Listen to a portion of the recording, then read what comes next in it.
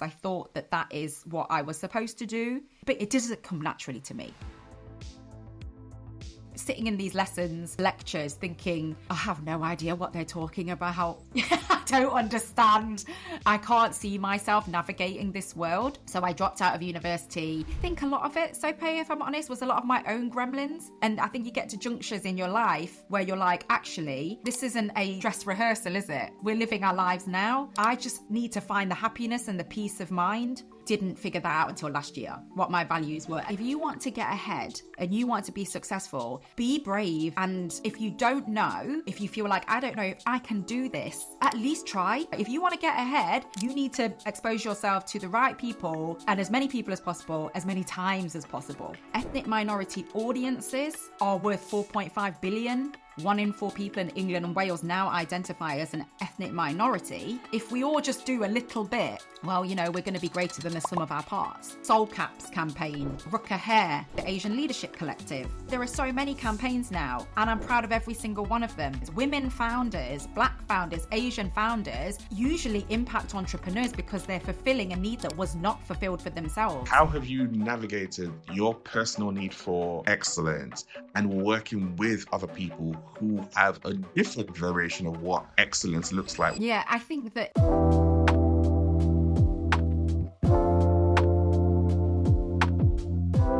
Welcome to another episode of Everyday Leadership.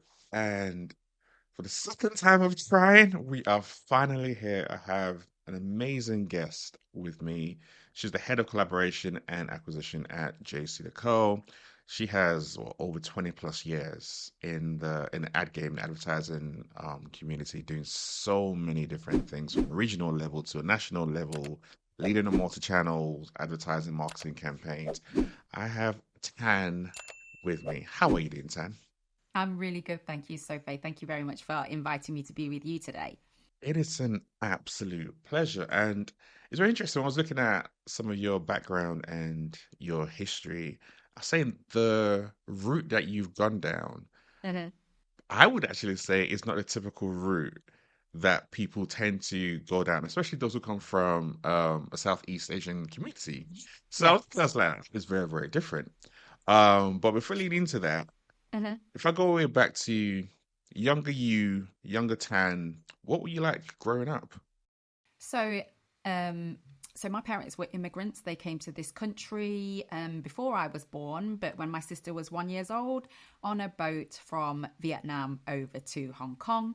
They had so they took her because they wanted to create a better life for their children. They then went to Hong Kong and had another child, which is my brother. And then they moved from Hong Kong to Inverness to Mansfield, which is where I was born.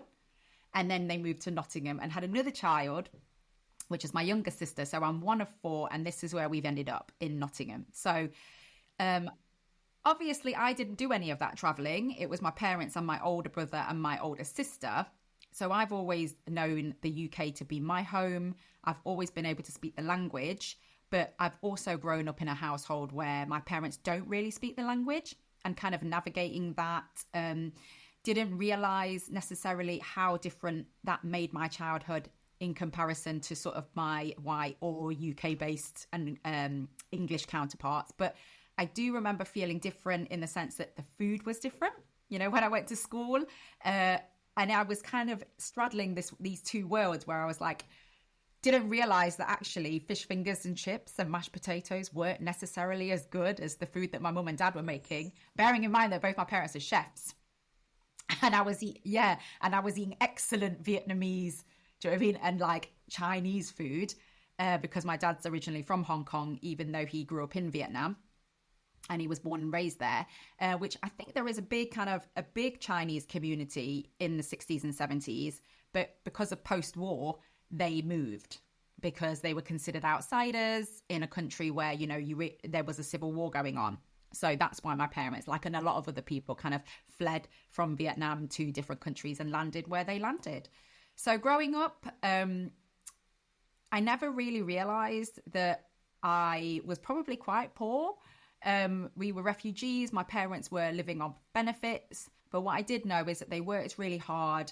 You know, they worked in different restaurants. Like I said, they were chefs, so they took their skills, worked in places where they could, where language wasn't a barrier for them, and just made sure that their kids understood that there'd been some hardship for them. So just make sure that you go to school, that you do the best that you can.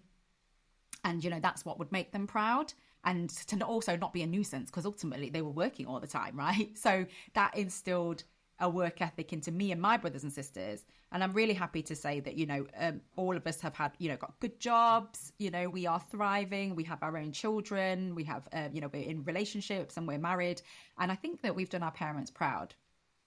But in answer to your question, Sope, about I have a sort of a so-called non-traditional kind of career path. I work in media and advertising. And there are actually quite a lot of people from different ethnic minority groups that work within media and advertising.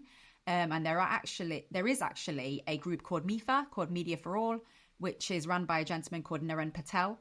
And he is an Indian man who realized that there weren't actually as many people from ethnic minority backgrounds working in media and advertising as he would like to see. So I'm not sure if you've heard of them, but he's galvanized us, got sponsorship, and created like a big movement of different people from C-suite right through to beginner level that mentor each other and that gather together. Wow, this is just not funny enough. Just this morning, about 20 minutes before I got on the call, someone from MIFA contacted me on LinkedIn, and I said yes. I was like, what's MIFA? You mentioned MIFA now, and which is a connecting best. Like, oh, so that's what MIFA does, and it's just coincidental how that literally happened about 20 minutes ago. I was like, that is crazy, because MIFA are an amazing organization. You know, they are a not-for-profit. They have helped me in my journey. It's so great to meet other people that have, they might not necessarily be from, like you say, a Southeast or East Asian background. There are a handful of us within the community, because you're right, you know, there aren't a lot of us. A lot of us kind of end up working in jobs like finance or in medicine or in kind of dentistry or these kinds of professions. And even I did my degree. Well, I started to do a degree at the University of Nottingham in medical material science because I thought that is what I was supposed to do. But you know what, Sope, it doesn't come naturally to me. Truly, like I worked really hard at school. I did science A levels as well as communications and English, but it wasn't what I enjoyed. And halfway through my degree, I was like, I'm not going to do this. You know, I'm not going to be in a lab all day. Wow. So when you say it didn't, you felt that was what you're supposed to do. You felt based on what? What was that drive at that point in time? You know what? It's funny you should say that, because even though my parents never said you need to be, you know, you need to do a degree in the sciences, and they really didn't. You know, I know that there are a lot of kind of Asian parents that would do that and that kind of laud those degrees and those professions. But mine, I was lucky, my parents did do that. But my older sister actually did do a PhD in neuroimaging. Yeah, she's published.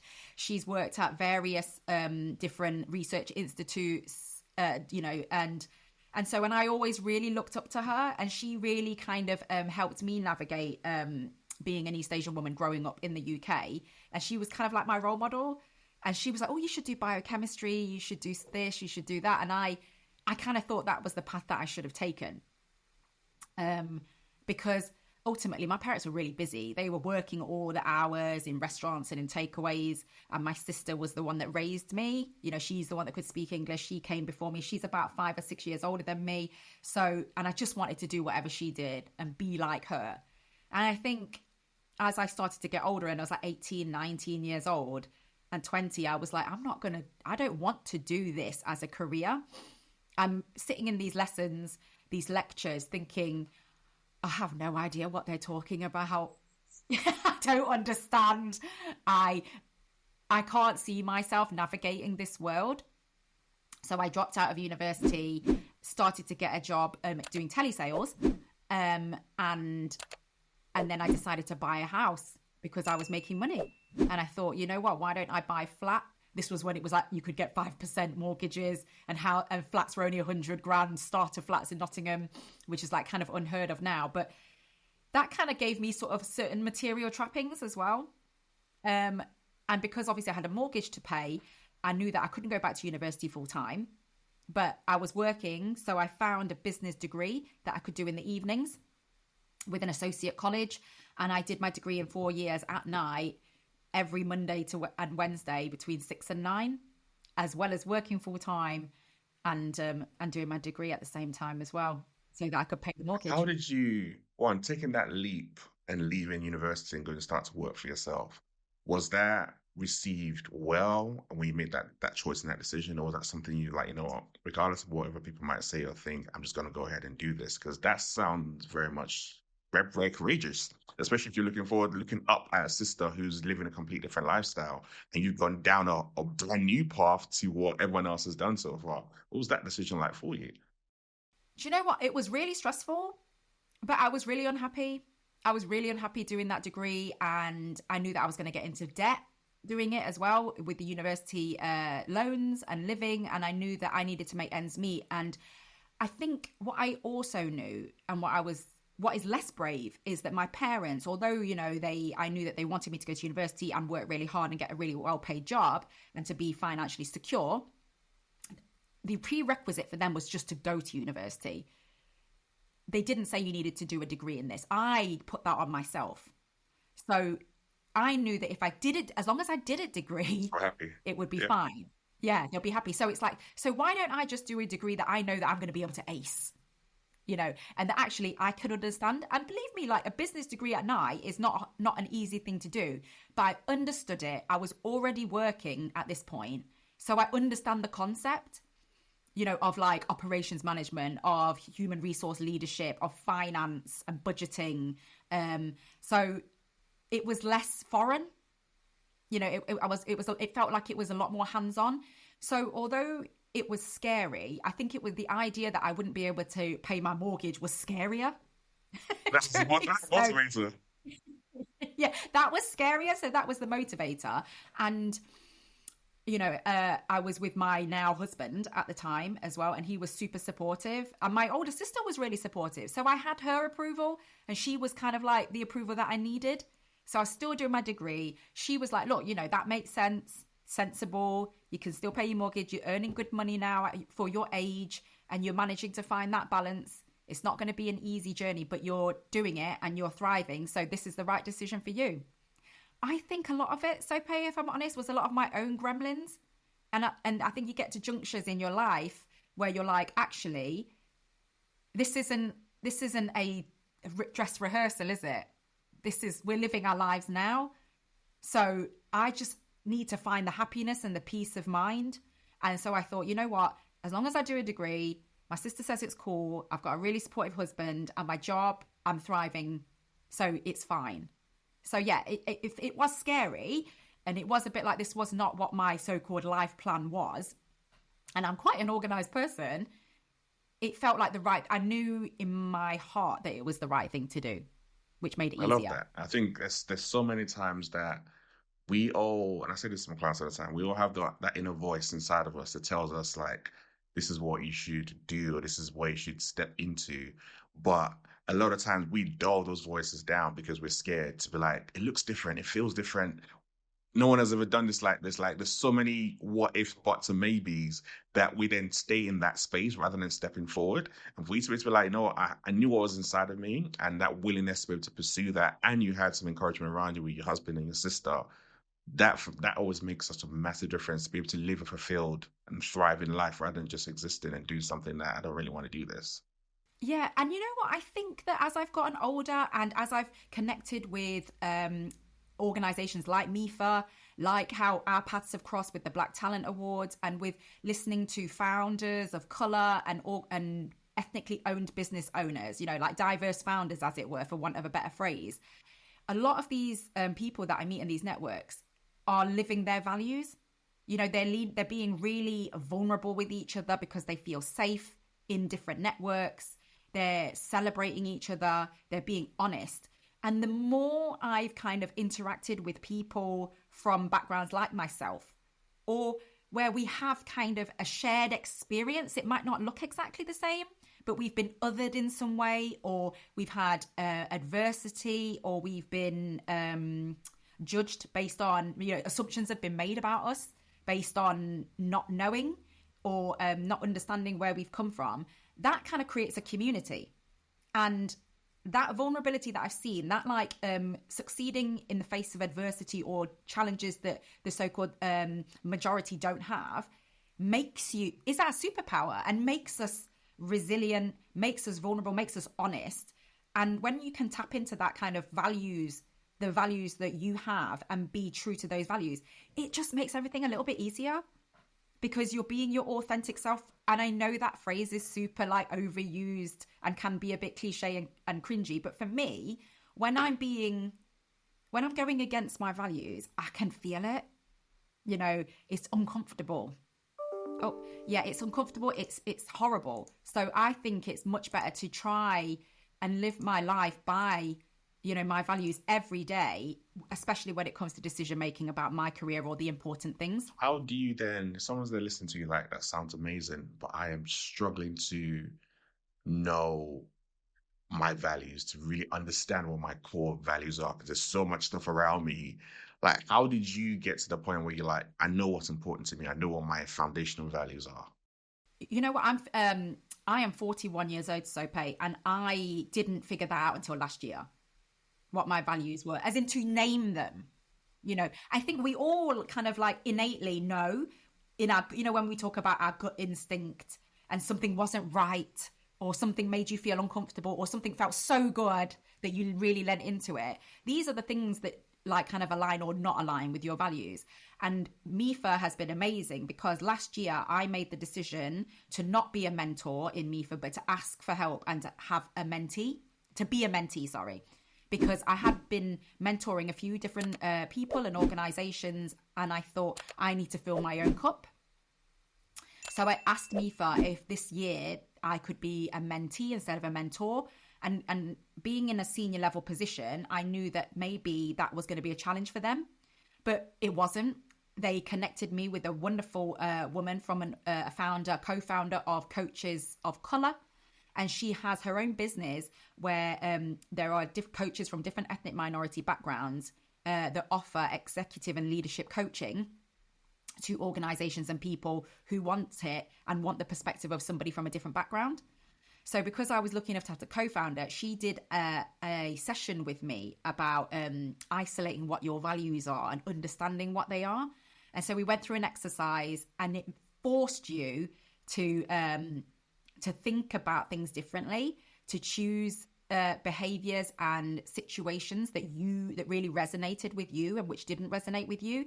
And it forced you to come down to 3 different values through this exercise. And my 3 values came out to be care, respect, and excellence.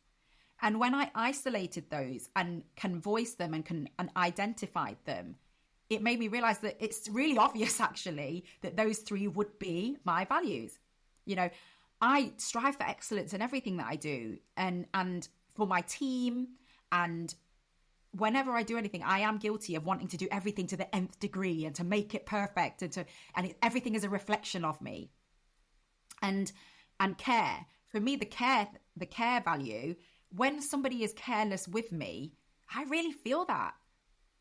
And with regards to respect, you know, I've grown up in an East Asian household where respect for your elders, respect for the pecking order within your family is instilled in you from a very young age. And it's respect is free. You know, you can be respectful of people and their circumstances at all times. And it's the simple old adage of, you know, treat people how you want to be treated. And as I've gotten more confident, as I've gotten older, as I've interacted with a plethora of different people, time's up on people that are disrespectful. So like, time's up. Because actually, it's hard.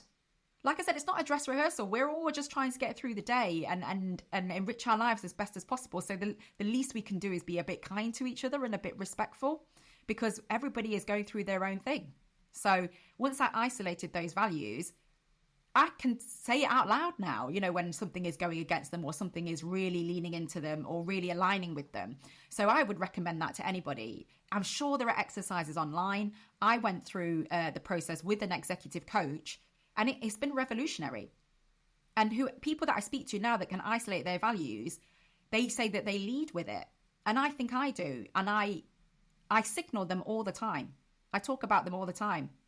So that's my recommendation. That's no surprise. Like when I'm obviously I'm an exec coach myself, so when I work with my clients, it's one of the things that we always focus on first. Like, what are your core values? Because that's your anchor.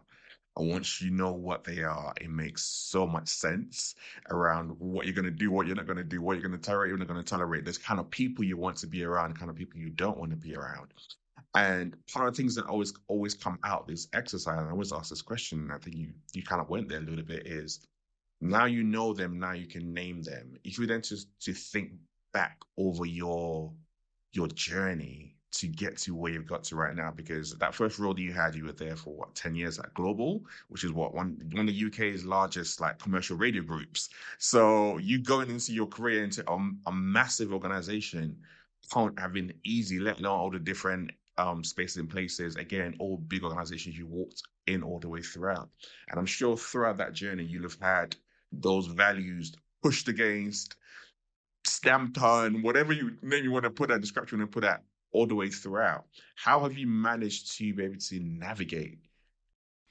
I think that so Global was my first, I would say it was my first proper job. You know, like you said, it's my first proper job. It was with a massive radio group. It wasn't as big as it is now. Then it was called GCAP Media, and it was the merger of GWR Radio Group and Capital Radio Group, and it just continued to grow. So I think I grew with it. You know, they kept acquiring more radio stations in different sort of geographies across the UK. The technology was evolving constantly. My remit was increasing constantly when I worked there. And I was just married. I was 23 years old. I just got married when I started working there. And I had worked in a really hard job before that in directories, selling kind of advertising, classified advertising in the phone book. And I was working 12 hours a day, all over the country, hardly spending any time at home. So when I went there, I was just like, you know what? I just want to be a sponge.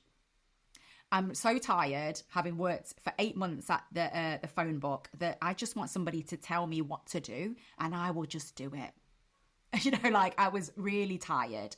And the amazing woman that I went to work for there kind of saw something in me and wanted to just teach. She was quite a new manager at the time. So she just wanted to tell me exactly what to do. So we were like a marriage made in heaven. But you're right. As I evolved, I had 2 children while I worked there. I was there for 10 years. I changed as a person. At first, I said yes to everything. I lapped it all up. I was a good girl. You know, I didn't argue ever. I just like did as I was told. I was painting by numbers, and I was finding some success doing that. But I was changing as a person. You know, I went on maternity leave. I had a child. I came back. 2 years later, I was back on maternity leave. So I was evolving.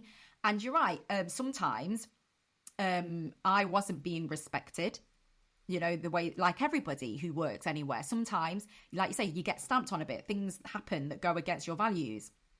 And there were things that went with my values as well.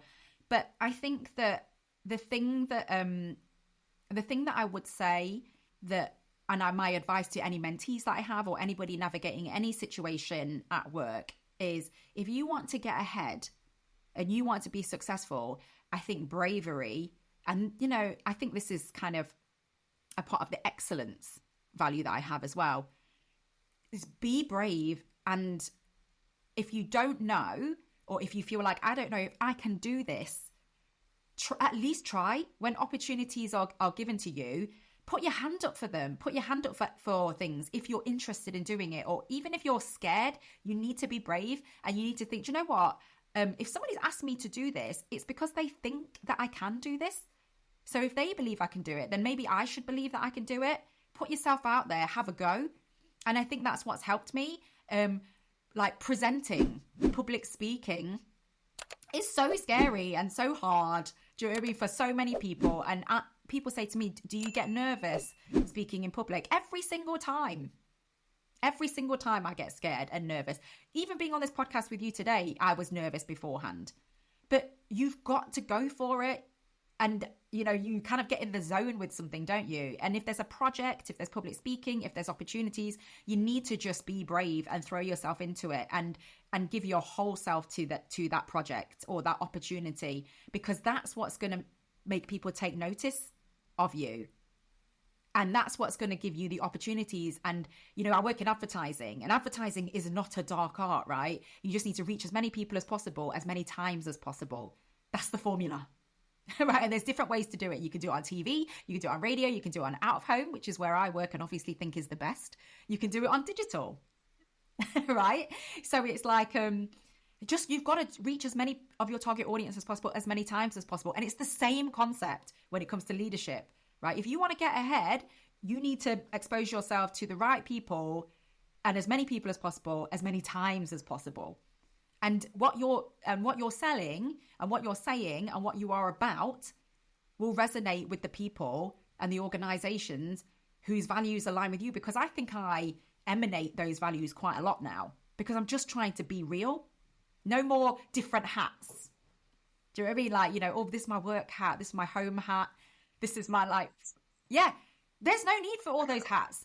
Obviously you can be different, some things are more appropriate in different scenarios, but ultimately this is what I look like in real life. Do you know what I mean?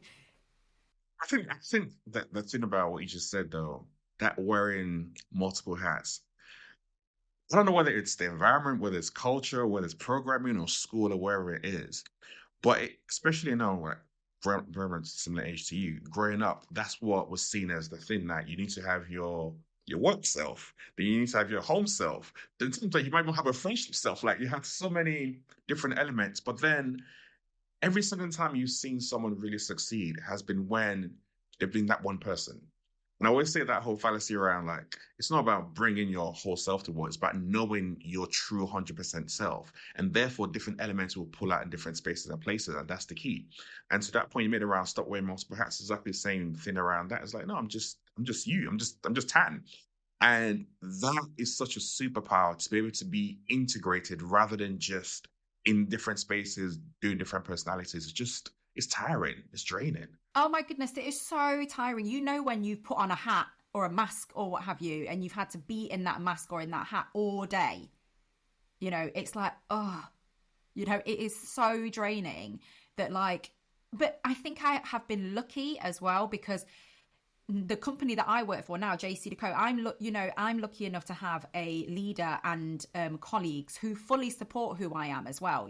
We talk about my program at the moment, Reach at JCDecaux, which is all about kind of enhancing representation of the communities which we serve through the use of out of home, because it is like a public canvas, right? So it's like, I haven't always done that for JCDecaux, but that's my job now. That's one of the things that I do. And I work with diverse business owners and help them scale and grow and understand how to use our medium with whatever advertising they're doing with other mediums as well as helping agencies and clients that want to diversify their customer segments and using our channel to do that. That is such a labor of love. And that is it's such a blessing to be able to do that, because not every organization allows you to do something like that. It's a commercial proposition, but at the same time, it's doing good. We are seeing more faces that look like ours on billboards, at train stations, in shopping centers, as a result of the program that we're running. And the thing is, that makes me feel so powerful. I feel like I'm being cared for. I feel like I'm caring for the community, and I'm caring for underrepresented founders. I feel like I'm showing people the respect they deserve. And I'm doing it in a way that ensures that the campaigns we plan are the best campaigns possible. So it's tapping into that excellence again. So the fact that I can do that at work and just be super honest, if I'm on a panel, or if I'm on I'm doing a talk, or if I'm writing a piece of research, or I'm talking to a client, whether it's, a big brand or whether it's a small brand coming up and scaling up. It's like, I'm talking about how ethnic minority audiences are worth 4.5 billion every single year, according to the Black Power report by the wonderful Lydia Amoa, who published that report in 2023. And the WPP's Consumer Equality Equation report that talks about the value of these audiences and how you can't double down on the same audiences, because if you want to succeed in business now, this is all true. This is something that people have not unlocked or aren't tapping into. And to be able to raise awareness of the fact that 1 in 4 people in England and Wales now identify as an ethnic minority, it's like, what? this is an exciting high growth audience that has always been there. Like, you can tap into this audience and it makes commercial sense. It's not just the right thing to do. It's actually, beneficial to your bottom line as well. And then to be able to extol the virtues of having a diverse workforce as well, and encouraging that at JCDecaux and with any organization that I work with, is so empowering for me. And it's so, it's very modest. It's a small program within a big organization in the UK. But if we all just do a little bit, well, we're going to be greater than the sum of our parts. And, that for me, that's very special. I've been fortunate enough to be able to do that and really take off all the hats. Because now I get to talk about it all day long. Do you know what I mean? You say you've been fortunate enough to do that. And I'm going to actually pull you up on that, because the reason why I say that is for you to be able to launch the Reach program at JCDecaux, which they had never done before, required you being brave and courageous enough to be able to put your hand up and talk about this. I know you've talked about it in the past around until 2020, talking about race at work was never something that you did as well. So there's a journey that you've gone on, which then meant that you could then speak up and be like, about we look into this space where there's 4.5 billion that we're not currently tapping into. And then obviously was received well. And then you went on to launch the amazing program that it is. And I think there are a lot of times where people are like, I've been fortunate. It's no, it still required an element of bravery and courage from an individual, i.e. you, to be able to speak up and do something about it. And that also can be something that can be quite hard to do. So you going from not talking about race to then start talking about it and then pushing for a program like this. What was that journey like for you? So it's come with its challenges, but it's come with its triumphs and joy at the same time, right? So it's been, like I said, it's been a labor of love, and it's like having another child, because it's like, it's my baby. So like I said, the reason why I say that I've been very lucky, and don't get me wrong, I am going to take my flowers as well, as we say, I'm going to take my flowers as well, because, I know that I deserve them as well, and that I have worked hard and I put my stamp on it and my spin on it. But actually the idea wasn't mine. The idea was from my director, who is such a trailblazer. And so she's amazing at what she does. I was on a leadership development program where they talked about the really good leaders are the ones that think about the future. The ones that think about the future, and they're always thinking about the future. And because we all get bogged down as leaders in the right now and what we need to achieve. And we forgive ourselves for that, because it's hard, right? There's a lot of, we have to be productive. We have to hit our KPIs, and we have to make sure we're delivering all the time. So it's hard to kind of step out of that and do the so-called blue sky thinking, but she manages to do that so well. And so after the murder of George Floyd and everything, the social justice protests and the things that were happening around us, everybody was making pledges, weren't they? Everybody was saying, we're going to do this and we're going to do that. And brands were saying, we're going to have more representation. And Christmas 2021, 2022, every advert had a mixed race couple on it, right? We all know that. We know that's what happened. But what I found, speaking to the agency teams, speaking to brands and clients, is that they were really nervous to make a misstep. And we've seen lots of backlash as well. All right. So my director came up with the idea of a program, because there are programs in advertising in the past where it's like, somebody who looks after ethnic brands, so like rice brands, for example, or Indian food brands.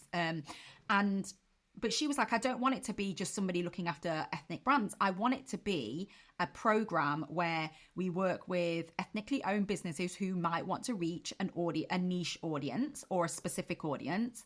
Or now that tastes are changing, it might be an Indian food brand, but it's for the masses. They want to scale and reach a mass audience. Or it might be a brand that wants to diversify their marketplace and actually now speak to South Asian women as well, or, Black men now, as well as, the so-called mainstream audiences that they're used to advertising to.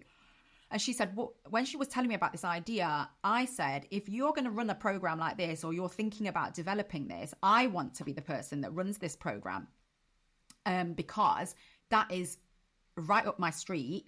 But also, like you said, bringing race to work, I knew was an issue, right? I had kind of avoided it because obviously me running this program, I have a lived experience of never seeing myself in advertising when I was younger and never even really questioning that, you know, and the odd occasion that I'd see like an Asian model in something, I'd be like, oh, like, you know, that woman looks like me. And then thinking, oh, you know, and thinking that's probably the last one I'm going to see. Right. But then for a lot of people think that if you don't see it, you can't be it. I never really, as far as I was concerned, I was always going to be whatever I was going to be, you know, regardless of what I look like or my humble beginnings. But I think a lot of people do need to see that and need to feel seen. So I knew that it was a risk, asking for that. And my leader, my director said, you know what, if you want to do it, I'm going to let you do that. You know, go for it. You develop the program in your vision. And she gave me the resources, you know, we allocated marketing resources and the company let me do it how I wanted to do it. And I knew that, like I said, in terms of taking my flowers, I knew that I wanted to get loads of PR from it. I wanted to speak to lots of different agencies. I wanted to speak to brands about it. I wanted to partner with the Google for Startup Black Founders Fund and make a difference and make sure that I could use my platform to uplift founders that weren't getting VC funding and making Black and Asian and multi-ethnic owned brands famous. That's what I wanted to do, as well as obviously make money for the organization as well, because actually there are loads of businesses whose money is just as valuable as, you know, so-called mainstream businesses. So it was, I will take my flowers, like I said, but sometimes I think that there's always like a guardian angel or there's somebody special that can really help you get there, your advocates. So it's about making sure that when that opportunity, like I said, comes up, put your hand up for it and say, I want to do this. And actually, I'm going to make it amazing because I'm going to put my whole self into it, not the pretend self, not the one that just wants to climb the ladder, but actually, I genuinely care about this. I want to make sure that there are kids that look like me who will see themselves on massive billboards, not just on Instagram or TikTok, but actually massive billboards where they're like, oh my God, I've never seen that before. Or be so young that it becomes normal. Because when you see like a Black or Asian, East Asian, South Asian person along the streets, you don't think, oh my God, I've never seen that before. It's really normal, right? But because that's the community. Do you know what I mean? That, you know, that's what the community looks like. But when you see it, but people still feel, wow, you know, when they see it on billboards sometimes. So I want to normalize that process for underrepresented audiences so that these communities feel seen. What was the first one that you did, that you launched? And when you were to see the results, you kind of took a step back. You're like, wow, I was part of the people who brought that to the world and allowed other people to feel represented. Do you know what? There's when you say which one was the first, I think the first one was actually with Afro Hair and Beauty Live. So there's an event every year that happens. I think it's at the Design Centre, and the organisation is Hawker Consumer Publications. They actually run the campaigns with JCDecaux before, but that was one of my first campaigns that I took over. And he was telling me that that event is like a rites of passage for Black women in London and mixed heritage women and their daughters. And I thought that's so powerful. And we got them, they usually do bus shelters, but we actually got them on train stations as well. So they got a lot of exhibitor attention and people saying, actually, I can see that Afro Hair and Beauty Live is happening for the first time after COVID, the COVID hiatus. We'd actually like to have presence there, as well as obviously the mums and daughters and anybody else who's interested in Afro hair and beauty products and fashion shows and different events that happen during that exhibition. So that was the first one. But there are so many, Sope, now. There's Soul Caps campaign where they were giving £100,000 to Black grassroots swim projects. And they wanted joyous representation of the Black community on massive billboards and towers showing Black people swimming, you know, using the Soul Cap. That one was really powerful. We've got Rucker Hair, which was one of the Google for Startup Black Founders Funds recipients. They've got Black women and men on billboards, you know, advertising their hair extensions and their wet products, for example. So there's also the Asian Leadership Collective, where an East Asian lady called Anna Chan, she runs the Asian Leadership Collective, and she wanted to talk about representation of East Asian leaders in the media and advertising, and talked about how there is lack of representation, but we are here and amplifying those voices. So there are so many campaigns now, and I'm proud of every single one of them because they show role models and they show just everyday people consuming everyday products for them, and it's normalizing it, and it's not niche anymore. You know, this is what people are doing. People are spending money on hair care that's specific to them, right? People are swimming, you know, like, and actually using a swimming cap that actually fits their hair. Do you know what I mean? Instead of trying to squeeze into one that wasn't designed for them. And this is the power of, you know, a public medium like Out of Home. Seeing your name in light, seeing somebody who looks like you on a huge board in the middle of, like, you know, central London, for example, where you live. So there's just so many. Different language copy as well. Seeing billboards with like Urdu or Swahili or, you know, Chinese, that's powerful. Because for somebody like my mom who doesn't really speak English, when she sees something like that, she feels included. So you don't have to, there's no language barriers, nothing like that. You can see the image, you can see the words, you can read and understand the words, and you just feel absolutely seen. And when I listen to you describe this, obviously we're talking later on around how a lot of people flocked to the screens, a lot of mixed race couples were on screens, it was everywhere. Yeah. And it just felt in your face, stroke, ticking the box exercise, as opposed to what we're describing right now, which is more around collaboration and really working in partnership with people to understand and put stuff that's authentic out there. Would you then say it's important when companies are thinking about representation, advertising, all those different elements, that they have someone from that underrepresented background in place running programs like this, very much like you? Because like you said, you're from that environment, you understand, you can connect, you're passionate about it, therefore you've been able to do something that's authentic and real and connect with that, as opposed to feeling very taken about exercise. Yeah, 100%. This is the thing, right? So the case for diversity is really important. And it's, again, just like speaking to diverse audiences as a customer is important and gives you a commercial opportunity. So does having a diverse team, you know, throughout the organization. So, you know, and I know that everybody says it, but top down, right? Every department, because if you think about where people have got it wrong, we've had lots of backlashes, right? There's loads of backlashes in advertising where we've had the H&M like monkey top. Mm-hmm. There's been that one. There's been the Dove campaign where, and I'm not trying to call out these organizations because these organizations also do great work, right? They do great work as well. But when you see these like so-called clangers that happen, you think to yourself, who was in the room, right? Who was in the room at the time? Because if somebody from a black background was in that room in the H&M scenario, that would never have happened. There's no way that would have happened, right? So that's why diversity is important, especially in marketing and especially in R&D. Developing for a client, you need to have representation of the audience in which you which you are serving. Imagine if, like, I mean, we know this has happened, right? Imagine if with period products, for example, the room is filled with men, right? Or people that don't have periods. It's like, how are you going to know if you've never experienced it yourself? How are you going to develop for men if it's only a bunch of women in the room? You just would never do that, would you? You would just never do that. So why would you not? If you want to speak to black people or Asian people or disabled people, do you know what I mean? Or like, you know, or a gay person, how are you not having representation of those audiences in the room?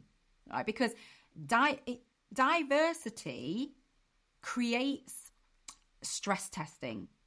If you're in an echo chamber where everybody agrees with you or everybody looks like you, then you're not actually stress testing anything, are you? Because you're all just going to agree and you're all going to think in the same way. Whereas if you make decisions, your decision making is going to be tested to its absolute fullest if you have diversity in the room, because you're going to have different viewpoints who say, actually, I don't see it like this. I see it like in this way. And then you're forced to make sure that your argument is robust because it's being challenged. So if it's been challenged and you actually can't argue with them, or you can't debate the issue in your favor, then you've got to start rethinking it. And this is what diversity does. So there's a gentleman called Kian Bakhtiari who I work with. He's the founder of an organization called The People, which are a bunch of change makers that want to represent young people, so Gen Z audiences. And they collaborate with really big organizations to help them understand younger audiences and what's happening there, and their viewpoints and their challenges. And he always says, you should create with and not for. Yeah.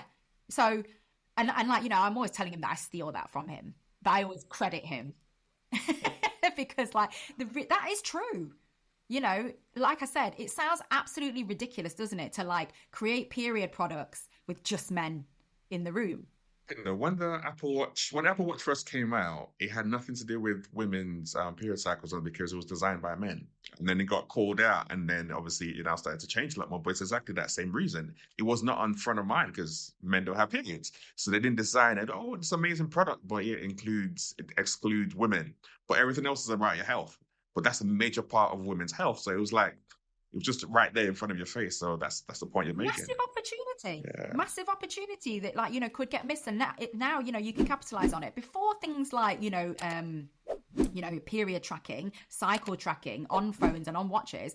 I remember going to for a smear test and them saying, when was your last period? It's like, I don't know. I don't know. Because I'm not tracking it.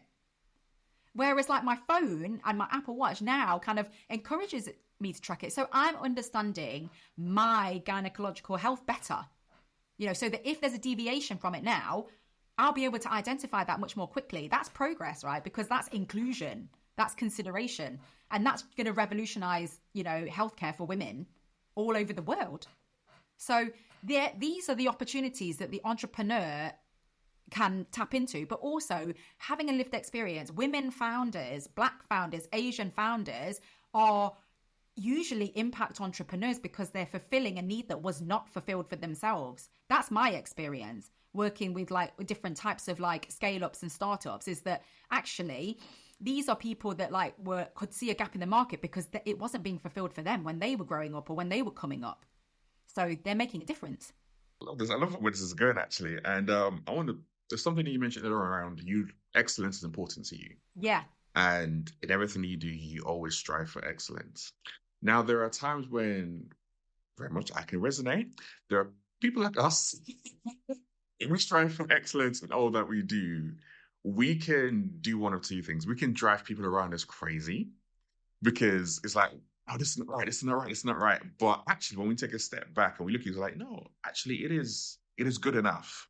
It's good enough to get out there. It's good enough to do what you need to do. So I'm curious, how have you navigated your personal need for excellence and working with other people who have a different variation of what excellence looks like, which might not be as high as your standards, but it's still pretty good? Yeah, I think that it's about evolving, right? And that's the thing. As much as excellence inside me, I have a viewpoint. It's that diverse viewpoints again, isn't it? Sometimes it has to just be good enough. Sometimes it does just have to be good enough. So firstly, it's about finding your tribe as well, right? I feel like in this team, I have found my tribe because in the leadership team that I work with, we all have different superpowers. So they know that for me, I'm going to make something look really good because I see everything as a reflection. I'm going to bring a different element to it. So if you can find a tribe where the excellence or your values are what you're adding to the mix, then you are going to be appreciated for that. And you can constantly live in that, I can constantly live in that excellence. People send me things and say, oh, can you just read through this? Can you just give can you just give the tan, kind of seal of approval on this? And know that I'm going to be honest and say, you know what, this looks a bit shoddy here. Or the way that you said this, I think that we need to revisit this bit. So I feel like I've really found my tribe. But obviously, this isn't the only team that I work with. There are other teams in different organizations. There's partner organizations that I work with. There's teams outside of work that I work with where I'm like, they're not valuing me for that. And You're right, Sope. One of the things that I have learned is that sometimes it just has to be good enough. And it's about remembering that with in everything. Like, so with my children, for example, we're all different. We've grown up in a different way as well. I've wanted to create a different life for them. And sometimes I'm striving for them. I'm like, you need to be the best one that you can be. But I'm always trying to remember that their best is good enough. If I say to them, if they come back with a test score that they're not particularly happy with, I'll say to them, look, this is where you're allowed to get it wrong. The most important thing is to learn where you went wrong and then make sure that that doesn't happen again. But did you give your 100% best when you were revising? Did you try your hardest? Yeah, then that's good enough, isn't it? That's good enough. So diversity isn't just about your background, is it? It's about your opinion as well. So if in a group situation, I'm getting stress tested where they're like, Tan, we could do it like that. That's probably going to take even more time. It's going to cost even more money in terms of the resource, because we're going to have to revisit this, and this. And actually what the objective is this. And what we have at the moment, if we just change it a little bit and do this, it's going to work and it's going to do the job and it's going to do the job well, then okay. Do you know what I mean? Like, because then my efforts and their efforts can go to make something else excellent and good. There are different degrees of excellence. So I think as I've gotten older, I've been able to let that go, because my version isn't always the best version. It's just the version that I wanted it to be. It's about being humble as well. I think that goes back to that point around respect. Respect is recognizing the fact that respect and humility for me go quite hand in hand, because like, I respect you enough to listen to your opinion just like I want you to respect to listen to mine. And sometimes that means that I'm maybe like, you know what, good enough is great. Like, what you're doing is great. I can fall back. And I even love how you said people can come to you and they see that level of excellence as a superpower, because it goes back to that point of we have different gifts and talents and different ways of looking at the world, where we can easily be like, oh, so bring this out there, people are not gonna receive it well. It's like, no, it's a superpower. People know me for that, and I don't load it in people's faces, but we can use it, and people come to me for that, just like you can go to other people in your team for different elements of their superpower. And that's what you talk about, creating a diverse and inclusive team, tapping into various superpowers which come from different cultural backgrounds, which all come together to make such a powerful team and put things out into the world, like you and your team are currently doing right now with that Reach program. That's what we're trying to create and spark in teams and cultures and organizations. Yeah, exactly that. And diverse opinions, diverse backgrounds, all of these things, and diversity in terms of age as well. A young person, the way that they view the world. I've got the Reach program, but I also have another program called JCDecaux, which is all about tapping into and understanding a Gen Z audience and how we deliver that audience using out of home. But the thing is, the important thing there is that, oh my gosh, this generation of Gen Z is so different, is so diverse, so powerful. That this generation here is making me think differently because of the way that they think, the way they work. They're not like millennials that have come before them, where it's about flogging yourself until, you've given an ounce of every bit of blood that you have for an organization. They're about respect, balance, and like, actually, there's more to life than just working. And we shouldn't have to kill ourselves to try and get ahead and to kind of feed into this whole capitalist kind of way of the world. Actually, there's a wonderful world out there that I want to experience, and I want to work and I want to do a good job, but that's not the only thing that defines me. And I want to make improvements for working conditions. I want to be heard. I want to help change the world with my organizations. That's why a company's values is super important to them, because they're tapping into this whole values thing early on. And understanding Gen Z and the way that they push back, I think, is so refreshing. And actually, it's progress. We got it wrong, I think. We got it wrong. Well, if you think about, I don't want to get too political, but if you think about the junior doctors at the moment, and there's all these junior doctor strikes, right? It's like, and kind of the media would have you think that like they're just lazy. Do you know what I mean? These junior doctors don't know how good they have it actually. This is such a massive opportunity for them to be privileged enough to be able to do medicine and then become future lifesavers or what have you. And it is such an important job, right? It is such an important job. Junior doctors are broken. The system is broken. We need more junior doctors. They don't need to be working longer hours and killing themselves and patients in the process, right? Because they're tired, right? There should just be more of them working normal hours, not like, not working 80, 90 hour weeks because, we're trying to make more money or because there's limited resource, so for them to protest and to say the system is broken and that we need to be looked after better, we need a better mental health care provision for our future doctors and our future physicians. Well, I'm here for it all day long, because actually, we shouldn't be killing people. It's the equivalent of slave labor, isn't it? For people that are so important and people that are like, our lives are literally in their hands sometimes. So why are we trying to get another ounce of blood, sweat and tears out of them? 100%. Yeah. So I'm all for Gen Z, shouting out loud and saying what we should all be saying. It's not good enough. Don't be in this as politicians to kind of for power. Do it because you want to serve the community. So that's what, that's what I am pleased and proud of when it comes to Gen Z, having a voice. How do you then make sure when you look at Gen Z doing that, having a voice, speaking up, pushing, your parent with young kids as well, and then you look at how you grew up, how do you bridge all those two or three different elements to parent differently? Because there's still some amazing things from our childhood that were awesome, and there are other things that we definitely need to let go of. How do you bridge those two elements as a parent?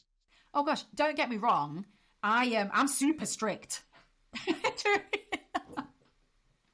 I'm so Asian tiger mum, through and through, not the caricature of it. I do have as you can imagine, I have a high expectation of my children to try their best. And so when I say to them, I expect them to have tried their best, what I mean is not just on the test day, but in the run up to that test.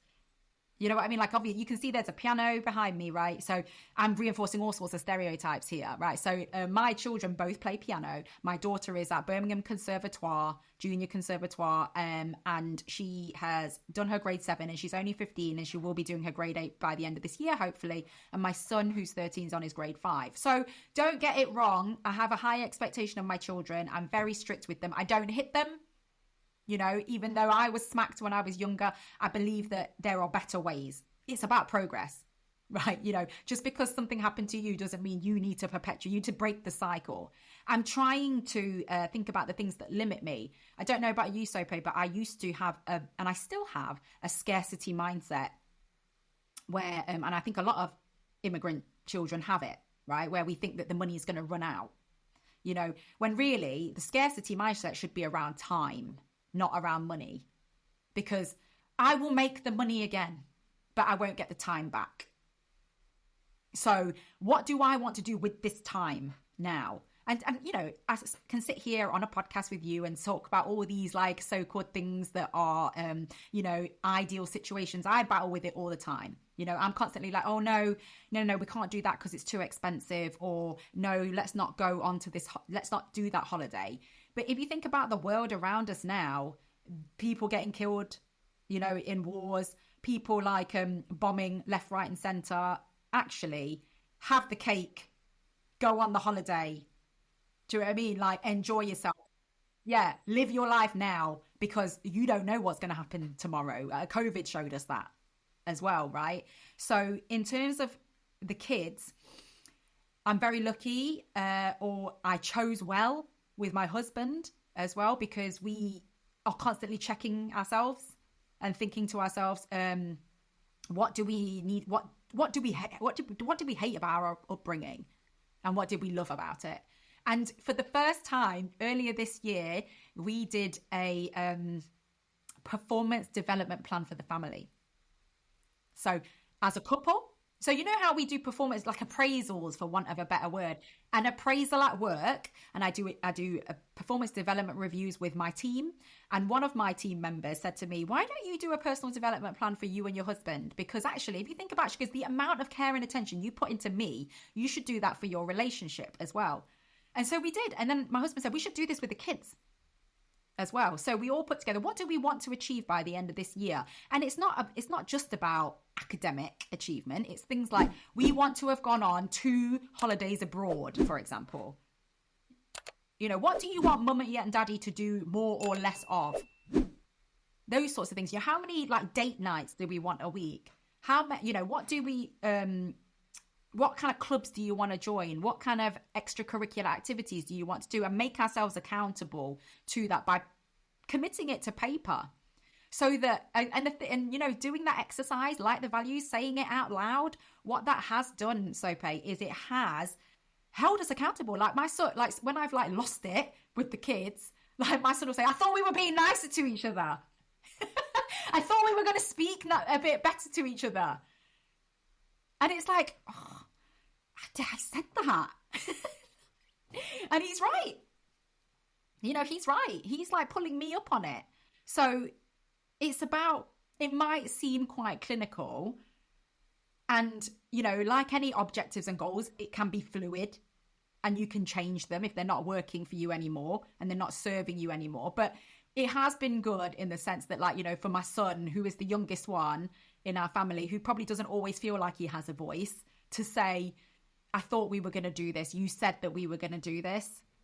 So I think that's how I've been able to, like, you know, make those changes and help my kids feel like they have a voice, because I'm a champion for them as well. Because in navigating the world as a teenager, we all know, was really hard. And it's the same for teenagers today. And you could argue it's even harder with social media. Yeah, it's even harder. You know, mental health crisis for children during COVID, post-COVID, in a world where everything's under a magnifying glass, and cyberbullying and what have you. As a parent, I know that I can't always be there when they're facing the tough decisions in this playground, online. But I'm hoping that I've raised them so that when they're being asked to do something or participate in something that goes against what they want to do and their own values, that they hear my voice when I'm not there, that says to them, you know, "Are you sure this is what you want to do?" Because like I said, I'm not always going to be there. And hopefully they have enough self-respect for themselves that they know to do what feels right for them and not just something that they think they should be doing. And funny enough, I have something similar to me and my wife do, which is like, start of the year, every year we go away. Well, now we go away. It used to be we meet once a day, but we go away together now for like a week. And it's around, what is it that we're working on? We reviewed the last year before us. What was it we did? What didn't do? What worked? What didn't work? And then, what is it you want to do for this year? What do I want to do? What do we need to do collaboratively, jointly together? And then we have that space. And then when we come home, we talk to the kids and we have regular check-ins all the way throughout the year. And it's something we've done for the best part of probably, 10 or 12 years. But it's such a powerful way just to work together and to plan together in, for me, what's the most important area of your life, which is your marriage and your relationship, and then your parenting as a kids as well, looking after them. So yeah, it's a really good way of doing it. Yeah, I mean, it's great to see you have done it for so long. We literally only just did it this year. It's the first time that we've done it. So yeah, I'll let you know how it goes. And as we come to what's been a very enjoyable, obviously, so many questions came to mind as you were talking. I was like, we could go on for days just talking. Never to your job and do what you do and carry on putting that the Reach program and the amazing work that you're doing in that space. So let me ask you final question around leadership. How do you define leadership? It's such a hard question, isn't it? Well, such a hard question, or one that you could say so many things. I think leadership for me now is empowering people and teams around you to be the best that they can be. Inspiring your reports or anybody who you are inspiring to, you know, be themselves and to believe in themselves and help give them the direction so that they can achieve what it is that they're setting out to do, or at least be kind of a stepping stone to that. I think that's what leadership means to me today. And for me, it's always a pleasure to be able to connect with, work with people who are not just talking about something, but doing it very, very intentionally, collaborating, making a change, thinking not just about the now, but also about the future. Um, and really tapping into, like I said, the data stats is there. We know the data stats have always been there, but no one's actually done anything intentionally about it. But you're actually those people on the ground doing stuff, making change for Black, Asian, multi-ethnic brands all across the UK. And it's such a pleasure to see you doing that, to see you passionate and excited about it, and then to learn more, a bit more where all that kind of comes from. So always give your flowers when people are here. So it's appreciative to see the work that's being done. I've felt the impact of it. I know so many people I've worked with, business I've invested in, I felt the impact of it. And there's so much more to come from so many different areas that I know you're looking into, and people will feel the effects of that down the line as well. So thank you very much, Tan. Oh, thank you so much, Sophie, for having me. It's been an absolute pleasure. This is Everyday Leadership. We will see you all next time.